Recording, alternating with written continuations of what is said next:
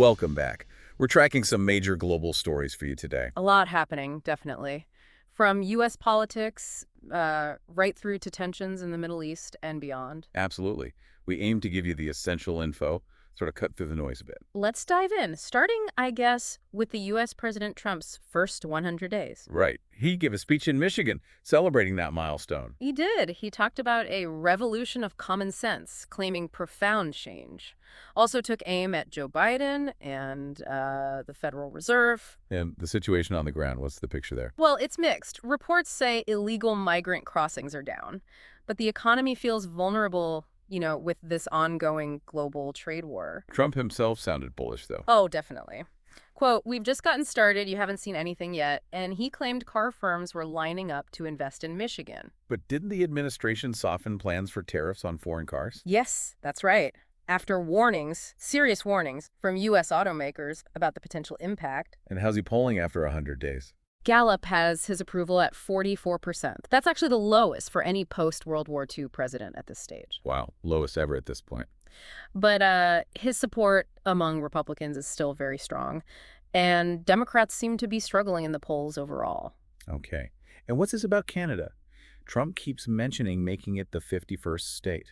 Yeah, that rhetoric continues, and the White House has echoed it. It comes, of course, after the Canadian election. Where Prime Minister Carney and the Liberals won? Exactly. They campaigned quite strongly against Trump's rhetoric, framing it as a threat to Canadian sovereignty. Carney famously said, "President Trump is trying to break us so that America can own us. That will never, ever happen." Have they spoken since the election? Yes, there was a phone call and a meeting is planned. They apparently agreed on the importance of working together as, quote, independent sovereign nations. Interesting contrast with the pre-election talk. Yeah. Trump had actually said he preferred a liberal PM, hadn't he? He did, and post-election, he made that comment about the U.S.-Canada border being artificially drawn. So, mixed signals, perhaps. Okay, let's shift focus now to Iraq, specifically northern Iraq. What's happening there? We're seeing a significant and growing Turkish military presence in Iraqi Kurdistan. How significant? Well, reports suggest Turkey has built at least 136 fixed military installations, mostly since 2018. They effectively control over 2,000 square kilometers of Iraqi land. And building roads, too. At least 660 kilometers of roads, yeah. It's causing deforestation, leaving a real lasting mark on the mountains up there. And Turkey's justification for this? They say it's necessary to push back the PKK, the Kurdistan Workers' Party, which Turkey, the U.S., and EU designate as a terrorist organization. This has created something called the Forbidden Zone. Yes, a large strip of land basically off limits due to the conflict. It's hitting local villagers hard. We heard from one farmer, Sherwan Shergeli. What did he say? He called it 100% a form of occupation of Kurdish lands, saying the Turks ruined it. He's lost access to his land. And there were reports of civilian casualties. Hundreds, sadly, from drone and airstrikes. Thousands have been displaced. Take Kanimasi, once known for its apples. What's it like now? Largely deserted because of the Turkish presence. Another farmer, Salam Saeed, said he can't even go to his vineyard anymore. Why not? Drone surveillance. He said, "The moment you get here, you will have a drone hover over you. They will shoot you if you stay." It's that serious. Wow. Are Iraqi forces being pushed back too? It seems so. An Iraqi general, Farhad Mahmoud, pointed out Turkish posts where Iraqi posts should be, saying, "We cannot reach the border to know the number of posts." But didn't Iraqi and Turkey sign an agreement? They did, in 2024. A memorandum of understanding to jointly fight the PKK. But crucially, it placed no limitations on Turkish troops already there. What of the KDP, the ruling party in Iraqi Kurdistan? They have close ties with Turkey. Hoshar Zabari, a senior KDP official, basically downplayed the impacts, saying the Turkish military isn't harming civilians. Their sole goal is the PKK. But that contradicts the reports of civilian deaths, like Alan Ismail. Exactly, a tragic case. A cancer patient killed in a 2023 airstrike. A police report attributed it to a Turkish drone. His father was devastated. Understandably. He said, "It has destroyed us. The Turks have no rights to kill people in their own country or on their own land." His cousin was even detained after the strike. And there were concerns about how these deaths are recorded. Yes. Allegations that death certificates often just say infijar explosion, downplaying the cause. One analyst, Karmer Anathman, suggested the Kurdish regional government doesn't want to hold Turkey responsible, though the KRG has acknowledged tragic loss of civilians. A really complex and troubling situation there. Okay, let's move to Europe. Romania. Elections annulled. That's right. The first round of their presidential election was thrown out amid pretty serious accusations of Russian interference. What happened? A far-right candidate, Kalin Georgescu, who had, really low poll numbers, suddenly surged. And a lot of the focus is on TikTok. TikTok. How so? An organization called the Expert Forum reported his surge seemed created suddenly and artificially. They pointed to three things. Okay, what were they? First, over 100 paid influencers using this hashtag stability and integrity, but without actually naming Georgescu.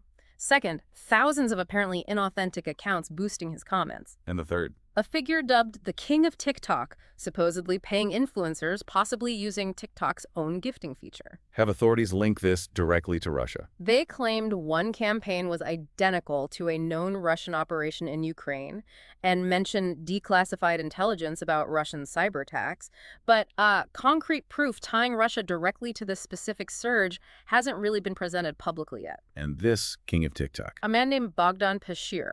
He's been arrested for corrupting voters. The claim is he paid out over $900,000 to influencers. Have any influencers spoken out? One, Lucian Aljaki, admitted getting payments, but insisted it was for his music content, not for promoting Georgescu. He denied any political promotion. So what happens now with the election? They're going to rerun the first round. Georgescu is barred now. The current frontrunner seems to be George Simeon, also from a far-right party, AUR. Right, okay. Now, something completely different. A massive power blackout in Spain and Portugal. Yeah, huge disruption. Affected pretty much everyone across both countries. What kind of disruption are we talking? Queues at cash machines, shops forced to go cash only, major travel problems, metros, trains stopped. People were really caught out. And communication went down, too. Totally. Internet, phone calls, TV, all gone. People described it as confusing and concerning, suddenly being cut off. Some had to rely on old wind-up radios for news. Sounds chaotic. Did people panic buy? There were definitely reports of a surge in demand for things like tin food, candles, torches, power banks, people trying to get essentials, especially food that didn't need heating. Any idea what caused it? Cyber attack? The Spanish grid operator, Red Electrica, ruled out a cyber attack fairly early on. So what are they saying? Well, Prime Minister Sanchez mentioned a sudden loss of 15 gigawatts of power. Red Electrica talked about two specific disconnection events in southwestern Spain. Southwestern Spain, isn't that where there's a lot of solar power? Exactly. A region with significant solar generation. So theories are swirling around renewables. Like intermittency issues. Too much solar, then not enough. That's one theory. Others point to Spain's connection to the French grid maybe tripping. Portugal's operator mentioned a rare atmospheric event, but then seemed to refute that claim later, so still quite unclear. How did they get power back? Through a black start process, basically using hydroelectric and gas plants, which can start up independently, to gradually rebuild the grid. Power was restored bit by bit. Must have been a massive undertaking. How did people cope? Reports praised the solidarity shown by Spaniards. Hospitals used backup generators. People stuck on trains had to be rescued. It's quite something, especially given past assurances, right? I seem to remember Red Electrica's president saying Spain had one of the safest electrical systems. Yes, a clip from 2021 resurfaced where he said exactly that. Safest and most advanced. Awkward timing. Definitely. Okay, let's cross over to Paris. The Kim Kardashian robbery trial is happening. It is. 10 people are on trial accused of that huge heist back in 2016. Remind us what was taken. About $10 million worth of jewelry, including that very famous $4 million engagement ring. And the accused. Any standouts? The main accused, Omar Kadek Abbas, is quite a character. He's got past convictions and even wrote a memoir called I Held Up Kim Kardashian. Seriously? And what's he saying in court? He's actually expressed regret now, said he only realized the trauma caused to Kardashian after seeing media coverage while he was in jail. His words were, "We just grabbed the lady's handbag, but I have discovered there's trauma behind it." Anyone else notable? Gary Medardar. He's accused of tipping off the gang because he worked for a transport company the Kardashians used. He denies it, and his lawyer says there's no solid proof. And the weapon supplier? That's alleged to be Mark Boyer. He's apparently expressed regret about his son getting involved, too. Is Kim Kardashian going to testify? She's expected to, yes. On May 13th, huge media interest. Obviously, around 400 journalists are covering the trial. Can you remind us briefly what happened during the robbery itself? The gang allegedly disguised themselves as police officers, forced their way into her apartment, and demanded the ring. Kardashian apparently tried to call for help. How did they get caught? You mentioned blunders. Yeah, apparently they left DNA evidence behind, and later surveillance caught some of them meeting at a Parisian cafe discussing things. What happened to the jewels and the ring? Most are thought to have been melted down. A boss reportedly got about 75,000 euro life, but the big engagement ring has never been recovered. It must have had a huge impact on her. Definitely. She took a long break from social media afterwards, really ramped up her security. This trial probably brings it all back. And a boss expects to go back to jail. He seems resigned to it, yes. Okay, let's move to Kenya now. There's controversy around a documentary. Yes, our correspondent Africa Eye documentary called Blood Parliament. It looks at how security forces handled protests against tax hikes earlier this year. And the government isn't happy. Not at all. They condemned it, even canceled a planned private screening. Some MPs are alleging a foreign agenda. But not all MPs agree. No. MP Millie Odhiambo defended media freedom, saying the documentary actually created more anger among young people and warned, you can't stop the media. Who's investigating the actions of the security forces? The police say they can't investigate themselves. It falls to IPOA, the Independent Policing Oversight Authority. How do human rights groups say? Amnesty International stated the documentary corroborates their own findings of unnecessary and excessive lethal force being used. There's a lot of anger online, calls for accountability. How has President Ruto responded? Previously, he defended the police actions and warned people against commenting on military matters. Since the documentary aired, IPOA has given an update on its investigations. So, divisions even within Parliament. Clearly, some MPs, like George Peter Kaluma, claim the documentary risked destabilizing the country. But others, like Senator Edwin Suna, defended its truthfulness, saying stories need to be told from all angles for the sake of truth and justice. Right, a contentious issue. Now, Malta and its golden passport scheme.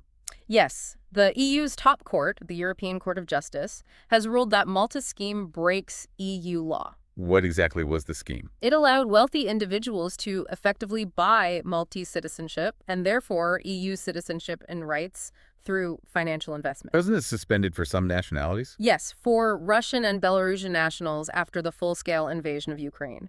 But the scheme itself was still technically active for others. And the court's reasoning. They said it jeopardizes the mutual trust between EU member states. Essentially, one country granting citizenship this way affects all the others. This echoes long-standing EU concerns about security risks, potential money laundering, tax evasion, and corruption linked to these kinds of schemes.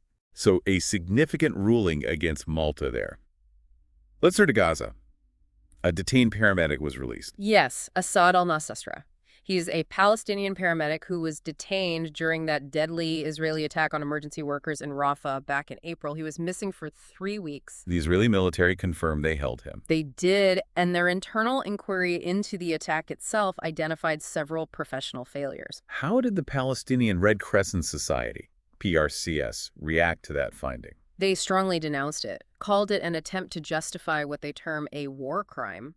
They pointed out 15 emergency workers were killed in that specific attack, PRCS paramedics, civil defense workers, even a UN employee. Didn't the Israeli military initially claim they were targeting suspicious vehicles? They did, but later retracted that after video evidence clearly showed the vehicles were using emergency lights.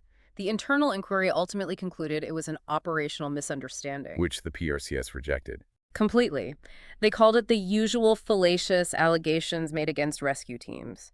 A UN humanitarian official also warned about the undermining of international law. This is all happening, of course, against the backdrop of the wider conflict. Yes, ongoing since the Hamas attacks of October 2023.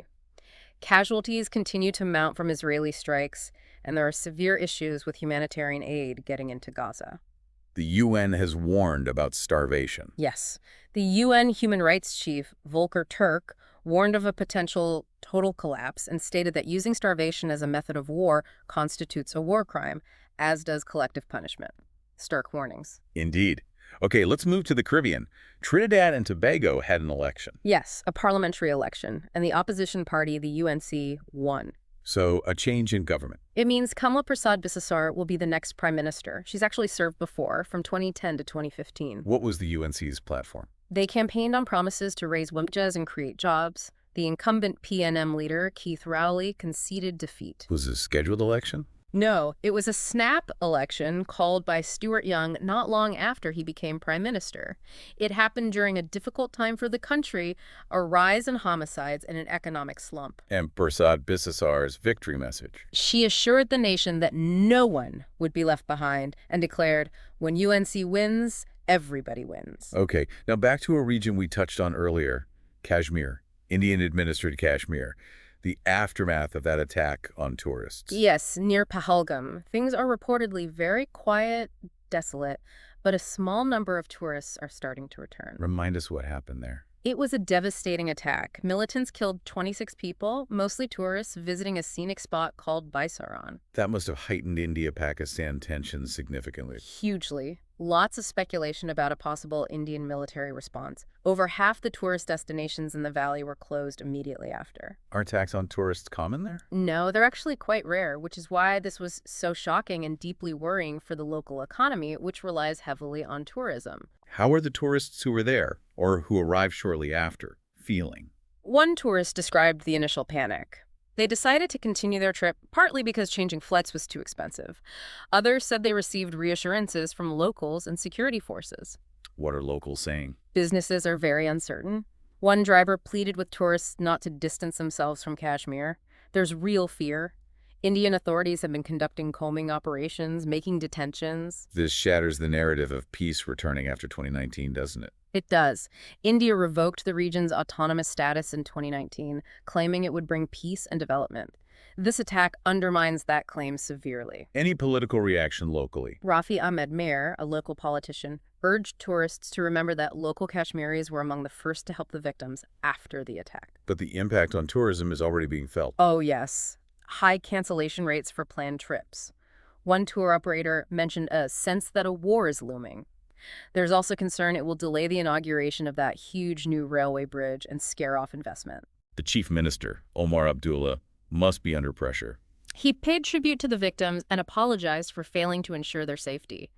He shared some poignant words. What did he say? He said, "I had no words to apologize to them. Some people told me they'd come to Kashmir for the first time, but will have to pay for their holiday lifelong." Really heartbreaking. Truly. Okay, moving to Iran now. That port explosion. Yes, the death toll from that massive explosion and fire at the port, believed to be Bandar Abbas, has risen significantly. At least 70 people now confirmed dead. Do they know the cause yet? The interior minister blamed negligence. Clearing operations are expected to take several more days, and it could be weeks before things return to normal. What exactly exploded? That's still a bit contentious. The Customs Administration said the cargo involved was unregistered and undeclared. The firm operating the terminal blamed false declarations of hazardous goods. There were reports about missile components. Yes, specifically sodium perchlorate, which can be used in missiles. Iran's defense ministry denied any improper handling of this chemical and accused foreign media of spreading fake news. But other sources suggest otherwise. Right. Reports from maritime intelligence firm Ambry and the New York Times cited sodium perchlorate as the likely cause based on their analysis. So, conflicting accounts there. Okay. Now, Yemen. A very serious claim from the Houthi rebels about a U.S. strike. Extremely serious. The Houthis are claiming that a U.S. airstrike hit a detention center holding African migrants, killing at least 68 people. 68 migrants, that's horrific. Yes, they also reported many injuries and released graphic footage. The U.S. Central Command, CNTCOM, says it's aware of the claims and is conducting a battle damage assessment. This comes amid increased U.S. action against the Houthis. Yes. CNTCOM reported hitting over 800 Houthi targets and killing hundreds of Houthi fighters just since March 15th. What do the Houthis say about casualties? They claim dozens of civilians have been killed in U.S. strikes, but relatively few of their own fighters. What are witnesses saying about this specific strike on the detention center? One injured migrant said simply, "The strike hit us while we were sleeping. That's it." Someone from the Somali community described seeing burnt people and said most victims were Ethiopians. How have the Houthis characterized the attack? They condemned it as a deliberate bombing and a war crime. The UN's migration agency, IOM, expressed sadness and offered support. Has CNTCOM commented further? They generally have a policy of limited disclosure for operational security. We know there were reported U.S. strikes in Sana'a overnight as well. Why are there so many African migrants in Yemen? It's a major transit route. People flee instability, conflict, and extreme weather in the Horn of Africa, mostly trying to reach Saudi Arabia for work. But they face huge risks in Yemen exploitation, detention, getting caught in the conflict. Are conditions in these detention centers known? There aren't official statistics, but rights groups consistently report dire conditions. Have there been other disputed U.S. strikes recently? The Houthis previously claimed a deadly U.S. strike hit the Ras Isa oil terminal. CNTCOM confirmed targeting it, saying it was used for Houthi attacks. This is all happening alongside escalating rhetoric, right? Trump's threats. Yes, President Trump threatened to completely annihilate the Houthis and warned Iran. CNCOM says it's continuing to ratchet up the pressure to ensure freedom of navigation. The Houthis, in turn, claimed they targeted the USS Harry S. Truman aircraft carrier. It's just a devastating situation after 11 years of conflict. Absolutely devastating for the people of Yemen. Let's shift now to the Vatican. News about the conclave. Yes, they've announced the date. The papal conclave to elect the next pope will begin on May 7th. So the cardinals will gather then? In secret in the Sistine Chapel. And we'll all be watching that chimney for the white smoke, signaling a new pope has been chosen, or black smoke if a ballot is inconclusive. This follows Pope Francis's recent funeral, attended by world leaders. Okay, and something lighter perhaps, although maybe not for the museum. A damaged painting in the Netherlands. Yes, quite valuable too. A Mark Rothko painting, estimated worth around $50 million, was damaged by a child at a museum in Rotterdam. Oh dear. How bad is the damage? The museum says it's superficial, described as small scratches in the unvarnished paint layer. They're looking into conservation options. Is that covered by insurance? Accidental damage by a child? Usually, yes. Fine art insurance typically covers things like that. A specialist loss adjuster will likely assess it. Do museums usually charge visitors for damage? It varies. This museum in Rotterdam apparently billed visitors back in 2011 after someone smeared peanut butter on a floor installation. But other places handle it differently. A museum in Israel didn't treat a child who broke an ancient jar with severity. And sometimes artworks even get thrown out by mistake. Right, okay. Back to the U.S. A difficult story about deportation. Yes, concerning 3 U.S. citizen children reportedly deported to Honduras along with their mothers. U.S. citizen children deported. How does that happen? Well, one of the children has stage 4 cancer and was allegedly sent without medication. Trump's border czar, Tom Homan, addressed this. What did he say? He stated that the mothers chose for their children to be removed with them. His quote was, "Having a U.S. citizen child does not make you immune from our laws." He also insisted the children weren't technically deported. How did he phrase it? He said, "They weren't deported. We don't deport U.S. citizens. Their parents made that decision, not the United States government." He framed it as keeping families together. Are there legal challenges? Yes, the ACLU raised serious due process concerns, and a federal judge expressed strong suspicion that there wasn't meaningful process for at least one of the children. A hearing is scheduled for May 19th. And this comes as the administration highlights its enforcement actions. Exactly. The White House press secretary, Caroline Leavitt, has been touting actions taken in the first 100 days, including planned executive orders on sanctuary cities and a recent IC raid in Colorado. Okay, let's head back to Canada now. Vancouver experienced a terrible attack. Yes, a horrific incident. A car attack at a street festival. Several people were killed. Have they charged anyone? Yes. A suspect is facing 8 counts of second-degree murder already, and police say more charges are expected. What do the police know about the motive? The acting police chief called it the darkest day in the city's history, but said it's not being treated as terrorism. The suspect was apparently known to police and has a history related to mental health issues. Which festival was it? The Lapu Festival, which is a really significant event for Vancouver's Filipino community. Witnesses described just a terrible scene. Well, as the suspect caught immediately. Apprehended by bystanders at the scene, according to reports. Police fear the death toll could still rise. How is the Filipino community coping? Understandably grieving, community leaders talk about varied emotions, emphasizing the spirit of Bayanihan communal unity and cooperation as a source of strength. Eyewitness accounts are harrowing. Just unimaginable. People describe seeing the vehicle hit people, folks lying injured, crying for help, just horrendous. Political leaders across the spectrum have offered condolences and support. Is there anger about security? Some community members have expressed feeling let down by Canada regarding the security arrangements for the event. Premier David Eby spoke about channeling his own rage into supporting the community. A truly tragic event. Now another U.S. story. The Homeland Security Secretary's handbag was stolen. Yes, Secretary Kristi Noem. Her handbag was stolen on Easter Sunday while she was at a restaurant in Washington, D.C. Have they caught who did it? 2 men have been arrested in connection with the theft: Mario Bustamante Leyva and Christian Rodrigo Montechino Sanzanat. What are the charges? Bustamante Leyva faces robbery, aggravated identity theft, and wire fraud charges. He's allegedly involved in other robberies, too. Surveillance video reportedly showed him taking the bag, and he later used Noem's credit card at another restaurant. And the second man? Montechino Sanzanat was arrested down in Miami. Police say he's connected to a pattern of robberies and thefts. Secretary Noem commented on this. She did on X, formerly Twitter. She called Bustamante Leyva a career criminal who she claimed was in the country illegally. What was actually in the bag? Cash, credit cards, her badge, some medication, and her license. Quite a lot of sensitive items. Did she have security with her? Yes, she had Secret Service protection present, but apparently the theft wasn't noticed immediately. Okay. Returning to Kashmir one more time. India's response to that attack. Following the deadly attack on tourists, India has taken further action. Reports say authorities have demolished at least 10 houses belonging to alleged militants or their families. More detentions, too. Demolished houses. With explosives. Yes, that's what's reported. Properties linked to suspects destroyed. India continues to accuse Pakistan of involvement, though without naming a specific group. Pakistan denies it. This was the deadliest attack in decades, wasn't it? On civilians, yes. In about 2 decades. There's still intermittent small arms fire across the border, and speculation continues about potential larger Indian military strikes against Pakistan. How is the demolition of houses being viewed locally?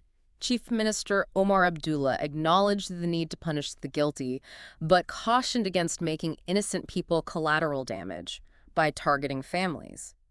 Prime Minister Modi promised justice and said the attack aimed to disrupt the region's return to normalcy. Any international reaction to these developments? The U.S. State Department and the British Foreign Secretary have both urged a responsible resolution. Right. Let's go back to Europe. France dealing with attacks on prisons. Yes, coordinated attacks on prisons and prison officers.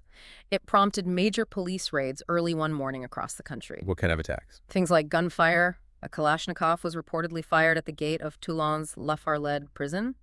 Police recorded at least 65 such attacks since mid-April. Do they know who's behind it? A group apparently claimed responsibility on Telegram. President Macron has vowed to find and punish them. 25 people have been arrested so far. Were arrests made inside prisons, too? Yes, some targeted suspected leaders already incarcerated. The Interior Minister linked it to fighting drug trafficking networks. There's also a bill coming up in Parliament to create a special prosecutor's office with new powers to tackle organized crime. Okay. Now, Vietnam, facing potential U.S. tariffs. It seems so. Vietnam has been positioning itself as a reliable manufacturing alternative to China, attracting investment. But now it faces the threat of President Trump potentially imposing hefty tariffs, maybe as high as 46%. That could really hurt their ambitions. Absolutely. Vietnam has a young population, very aspirational, looking towards globalization and economic success. The government's even been trying to cut bureaucracy, apparently taking inspiration from Elon Musk. They want to avoid the middle income trap. Exactly. They've been very open to investment, encouraging the Vietnamese diaspora to return. We heard from one returnee, Lisa Wu, about government support and how the electronics industry started shifting there from China. When did that shift start? Around the time of Trump's first trade war with China, even Chinese businesses started setting up factories in Vietnam to circumvent U.S. tariffs on Chinese goods. How are those businesses feeling now? Concerned, definitely. We heard from 2 Chinese businesswomen who still prefer Vietnam over China but are worried about potential tariffs on Vietnamese goods now. Some factory preparations have reportedly been paused because of the uncertainty. Vietnam's in a tricky position, isn't it, between the U.S. and China? Very delicate. It needs both giants for its economy. They only recently gave a warm welcome to Chinese leader Xi Jinping. Now this tariff threat from the U.S. Okay. Let's head down under. Australia's election campaign, are Indigenous issues being discussed? It seems remarkably absent, actually. Reports from an Indigenous community near Cairns described a complete lack of campaign placards or visits. One resident, Suzanne Andrews, said, It's weird. They didn't talk about any Aboriginal issues, so what the hell's going on? Given Indigenous Australians face significant socioeconomic disadvantages, that's surprising. It is. And you have comments like opposition leader Peter Dutton saying, "Welcome to country. Ceremonies are overdone." Why the silence? Is it related to the voice referendum? That's the main theory. The referendum last year, proposing an Indigenous voice to Parliament, failed quite decisively. Prime Minister Albanese strongly backed it, and it became a very polarizing moment. So politicians are avoiding it now. It appears so. Warren Mundine, a prominent campaigner against the voice, noted this is probably the first election he's seen with essentially no conversation about Aboriginal policy.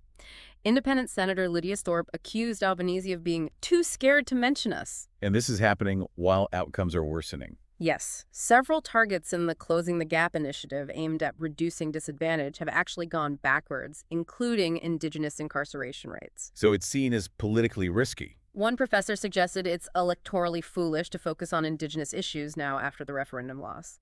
The coalition ran ads linking the cost of the referendum to cost of living pressures. Has public opinion shifted? A long-term study found a sharp decline in the belief that the government is responsible for reducing the gap in living standards.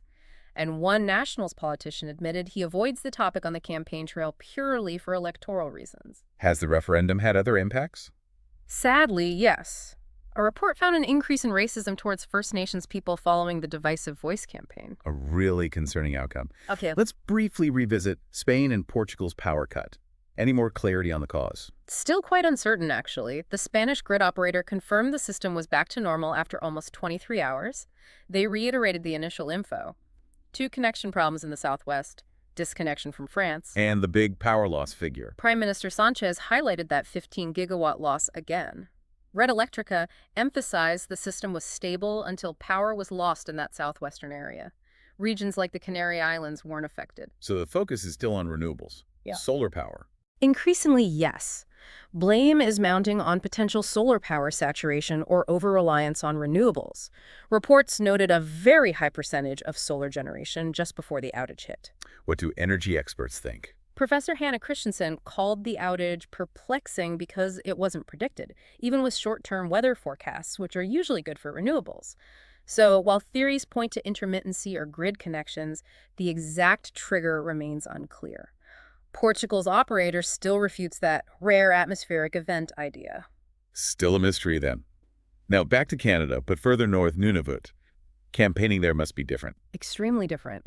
Nunavut is vast, remote. You can only travel between communities by air, which is hugely expensive for candidates. Yeah. Kathy Kettler, who ran there, talked about the immense travel involved. And cultural differences. Yes, things like it being normal just to walk into people's homes without knocking. Plus, the majority population is Inuit, speaking Inuktitut, so translation adds another layer of expense and complexity. Do national campaign themes resonate?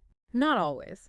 While national campaigns might talk about Arctic security, local concerns are often more immediate, like the incredibly high cost of food, basic infrastructure needs, survival issues, really. What about running the election itself? Logistics must be a nightmare.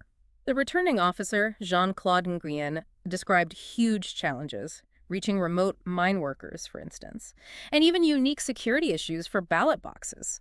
He told an amazing story about a raven actually eating a ballot box once. A raven ate a ballot box. Seriously? Apparently so. But Kathy Kettler also stressed the incredible generosity, love, and care she experienced in Nunavut's communities despite the challenges. Fascinating glimpse into a different part of the campaign. Let's quickly circle back to Vancouver and the Filipino community's reaction to the attack. Yes, R.J. Aquino, whom we mentioned earlier, described the community feeling numb, angry, confused, sad, and devastated. Just a whole range of painful emotions. And the eyewitnesses. Bjorn Villarreal recounted following the vehicle, seeing the immediate aftermath. Roger Peralta spoke of his ongoing shock and grief.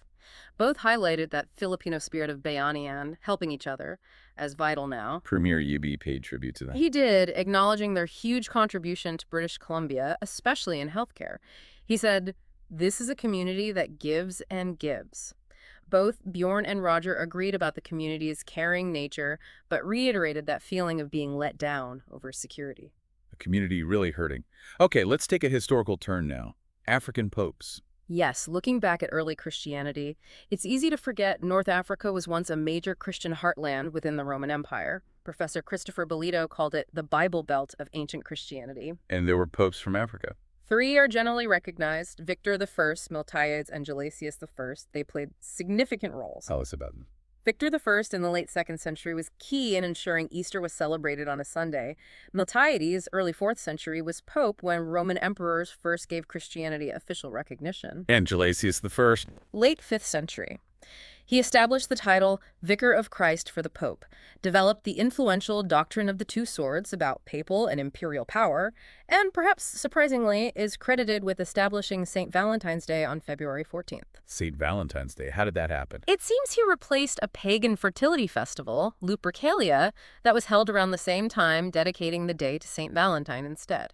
Were these popes black Africans as we might think today? It's complex. Gelasius I was likely of North African Berber descent, but probably born in Rome. Visual depictions aren't reliable. Importantly, the Roman Empire thought more in terms of ethnicity and origin than modern concepts of race. North Africa was very multicultural. Professor Philomena Moira noted people there identified primarily as Roman. Why haven't there been any African popes since then? Several factors. The fall of the Western Roman Empire, the subsequent rise of Islam significantly reduced Christianity's prominence in North Africa. Plus, for centuries, there was effectively an Italian monopoly on the papacy. But could there be one in the future? Many African Catholics hope so.